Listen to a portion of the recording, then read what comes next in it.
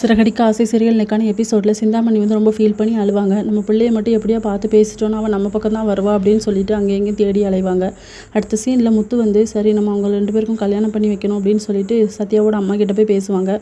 பாட்டி ஊர்லேயே கல்யாணம் பண்ணி வச்சிடலாம், அங்கே தான் சிந்தாமணி வரமாட்டா, நீங்கள் 2 நாளைக்கு முன்னாடியே போயிருங்க, சீதாக்கும் கால் பண்ணி சொல்லிடுங்க அப்படின்னு சொல்லிட்டு சீதாக்கும் கால் பண்ணி சொல்லுவாங்க.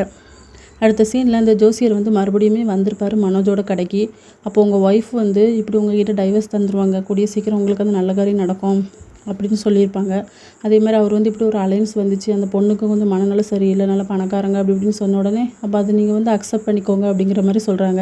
அடுத்த சீனில் நம்ம ரோஹிணியும் கடைக்கு வருவாங்க. மனோஜ்கிட்ட வந்து சொல்லுவாங்க, நீ அந்த 5 லட்சத்தை எனக்கு தந்துடு, நான் உனக்கு டைவர்ஸ் கொடுத்துட்றேன் அப்படின்னு சொல்லிட்டு, நீ என்னை விட்டு போக மாட்டேன்னு சொன்னல அப்படின்னு சொல்லும்போது உனக்கு அதான் நிம்மதினா நான் அதையும் பண்ண தயார் மனோஜ் அப்படிங்கிற மாதிரி சொல்லுவாங்க. வீட்டுக்கு வந்து மனோஜ் ரொம்ப டயர்டாகவே வருவாங்க. விஜயா தான் காத்திருப்பாங்க. சாப்பாடு வேண்டான்னு சொல்லிட்டு ரூமில் போய் ரொம்ப ஃபீல் பண்ணி அழுதுட்டுருப்பாரு. அடுத்த சீனில் மறுபடியும் கடைக்கு வந்திருப்பார் மனோஜ். அப்போ ஜோசியர் கரெக்டாக வருவாங்க. அப்போ நான் உங்களுக்கு சொன்னேன்ல அது நடந்துச்சா அப்படின்னு சொல்லி கேட்டால், ஆமாம் என் எக்ஸ் ஒய்ஃப் வந்து அவள் வந்து எனக்கு டைவர்ஸ் தரேன்னு சொல்லியிருக்கா அப்படிங்கிற மாதிரி இதோட இன்னைக்கான எபிசோட் முடியுது.